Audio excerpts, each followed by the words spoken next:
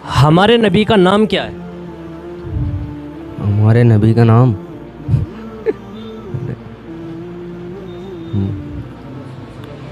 हमारे नबी का नाम आप बताएं। सल्लल्लाहु ताला अलैहि वसल्लम। मुहम्मद सल्लल्लाहु अलैहि वसल्लम, ये हमारे नबी का नाम है। पहला कलमा पढ़कर सुनाएं। पहला कलमा तोयब माने पाक ला इलाहा है। ज़ोर से बोलें। पहला कलमा तोयब माने पाक ला इलाहा इल्लल्लाह मोहम्मद रसूलुल्लाह। हाँ, पहला कलमा तैयब, तैयब माने पाक, ला इलाहा इल्लल्लाह मुहम्मदुर रसूलुल्लाह, बिल्कुल सही है। अच्छा, वज़ू में कितने फ़र्ज़ हैं? हम वज़ू करते हैं नमाज़ पढ़ने के लिए, तो उसमें कितने फ़र्ज़ होते हैं? 4। हाँ माशाल्लाह, 4 फ़र्ज़ होते हैं। कौन कौन से होते हैं? वज़ू में 4 फ़र्ज़ होते हैं, कौन कौन से? ये तो नहीं पता है। आप वज़ू करते हैं ना, उसमें देखें हम क्या क्या करते हैं वज़ू के अंदर, तो 4 चीज़ें कौन सी है जिनका करना ज़रूरी है वज़ू के अंदर? हाथ धोना। कहाँ तक? कूनी तक। बिल्कुल सही है। फेस को पूरा गर्दन तक। गर्दन तक, कान की लो तक। हाँ ठीक है। पैर पैर आखिर में धुलना। हाँ, नाक कुल्ली करना। ज़्यादा हो जाएंगे फिर। एक चौथाई सर का मसा करना और दोनों पाँव को टखनों समेत धोना। अच्छा, गुस्ल करते हैं हम, गुस्ल में कितने फ़र्ज़ होते हैं? फ़र्ज़ का मतलब होता है कि अगर हमने उसको अदा न किया तो हम पाक ही नहीं होंगे।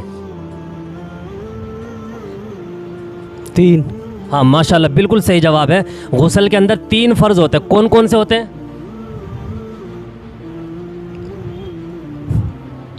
आप देखें कि मैं नहाता हूँ तो मुझे क्या क्या करना ज़रूरी होता है। जिसके करने से पाक होते हैं और जिसके नहीं करने से पाक ही नहीं होंगे। 3 फ़र्ज़ होते हैं। है जी? पहले इतना धोना चाहिए, पैर कमर से नीचे तक। कमर से नीचे तक धोना एक। फिर हाथ पे पानी डालना,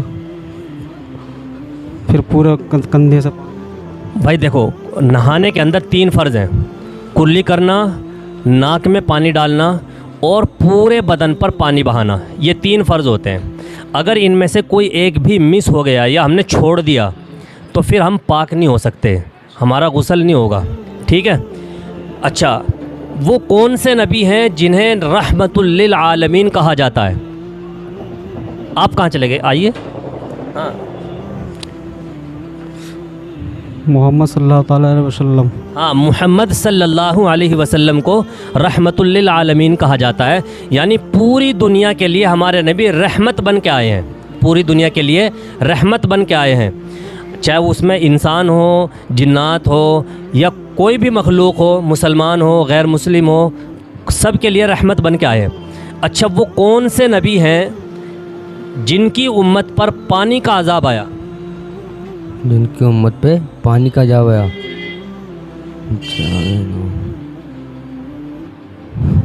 आप बताएंगे?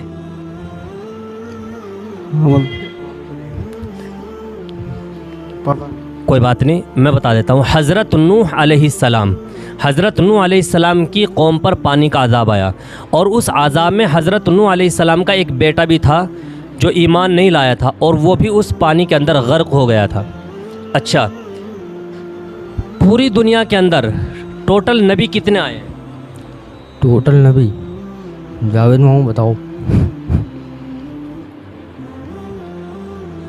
आप बताएं। 1.25 लाख। हाँ माशाल्लाह, 1.25 लाख नबी आए। आखिरी नबी का नाम बताएं। आखिरी नबी का नाम सल्लल्लाहु ताला अलैहि वसल्लम। नाम क्या है?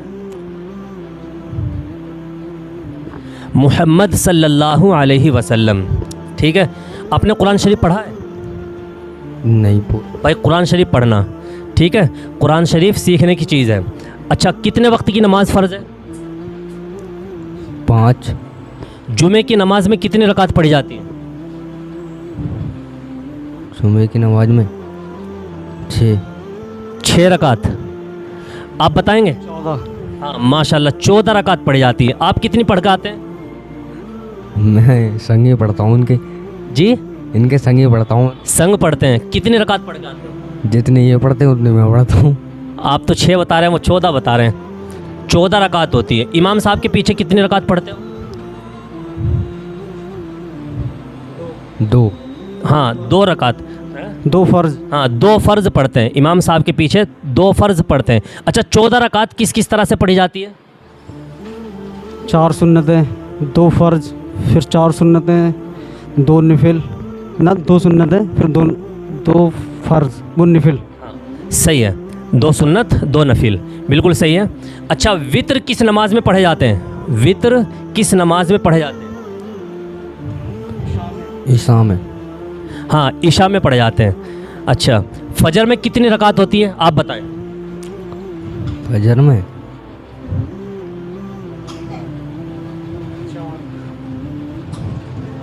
कितनी? 4। अच्छा 5 वक्त की नमाज के नाम बताएं। कोई मत बोलना, आप बोलना। ईसा सुबह से बोले, सुबह सबसे पहले हम कौन सी नमाज़ पढ़ते हैं उसका नाम क्या है, फिर बितरतीब बताना। 5 टाइम की नमाज के नाम बताइए। हजरत ऐसे बता दे रहा हूँ मैं। ईसा। चलो बताओ। ईसा। ईशा कब पढ़ी जाती है? 4 बजे। 4 बजे रात में पढ़ी जाती है। इस वक्त 8:45 बजे नमाज हो रही है ईशा की। सुबह सुबह नमाज पढ़ते हैं, उस नमाज का नाम क्या है? फजर। फजर। और जो जोहर के टाइम पढ़ी, दोपहर में पढ़ी जाती है, उसका नाम क्या है? एक नमाज 2 बजे के करीब पढ़ी जाती है, 1:30-1 बजे। जोहर। बताओ मत भाई। अच्छा फिर उसके बाद जोहर के? अरे पता नहीं है, ऐसे नाम नहीं बताऊँ। अच्छा देखो हम मुसलमान हैं और मुसलमान को इतनी नॉलेज होना बहुत ज़रूरी है, जानकारी होना ज़रूरी है, जिससे कि हम अपनी नमाज़ सही कर सकें, नमाज के नाम याद हो सकें, नमाज में क्या पढ़ा जाता है ना। कुरान शरीफ सीखना चाहिए, है ना। कलमा याद हो, कलमे का मतलब याद हो। ये बेसिक चीज़ें हैं जो हर मुसलमान को मालूम होनी चाहिए। ठीक है, तो आप वादा करें इंशाल्लाह ये सारी चीज़ें सीखूँगा। हाँ ये सारी सीख। हाँ नमाज के सारे नाम भी याद करने हैं, नमाज पढ़ने का तरीक़ा मुकम्मल सीखना है, और नमाज में जो जो पढ़ा जाता है वो सारी चीज़ें याद करनी है। सना याद है आपको? सना याद है? सना। सना पढ़ी जाती है ना नमाज के अंदर, याद है? सुभानक अल्लाहुम्मा, अल्हम्दु याद है? नहीं। अल्हम्दु भी याद नहीं? तो आपके माँ बाप ने आपको पढ़ाया नहीं है? पढ़ाया है। फिर आपने ये सब क्यों नहीं याद किया? भाई देखो ये ना हंसने की बात है और ना किसी को शर्मिंदा करने की बात है। ये दीन इस्लाम हमें ये दर्स देता है कि हमें हलाल और हराम और अपनी इबादत के बारे में इतना जानना और इतना सीख लेना फ़र्ज़ है, जिससे कि हमें सही और गलत का पता चल जाए, हमें अपनी ज़िंदगी का मकसद समझ में आ जाए कि अल्लाह तबारक व तआला ने हमें दुनिया में किस लिए भेजा है। दुनिया में आने का मकसद सिर्फ़ हमारा ये है कि हम अल्लाह की इबादत करें। ठीक है, तो आपको नमाज़ कंप्लीट याद करनी है, सीखनी है। ठीक है।